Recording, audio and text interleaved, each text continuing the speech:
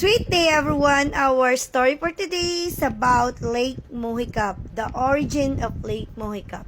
Ang kwento ng mga lawa ng Mohicap ay katulad ng alamat ng lawa ng Pandin at lawa ng Yambo. Isinalaysay nito ang tungkol sa mag-asawang may anak na may sakit na anak ng ngalang Monica. Parehong relihiyoso ang mag-asawa at patuloy silang nagdarasal sa Diyos para sa mabuting kalusugan ng kanilang nag-iisang anak.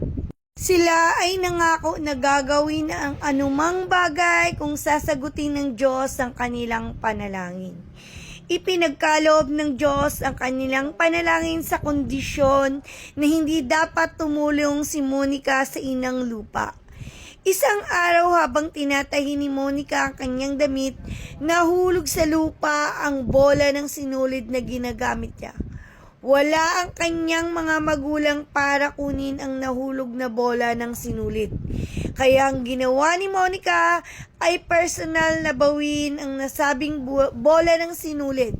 Habang ginagawa iyon, nawalan siya ng malay at agad na bumagsak sa lupa.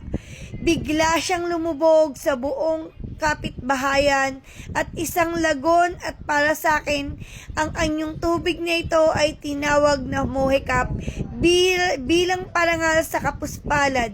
Ngunit napakasipag na dalaga, ang pangalan ng lawa ay kinuha mula sa Monica, ang pangalan ng batang babae, Mohicap.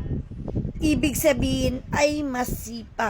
Para sa kaalaman niyo po mga ka-MJ, ang Lake Mohicap ay isa sa pinakamaliit na lawa sa buong Seven Lakes sa San Pablo City, Laguna.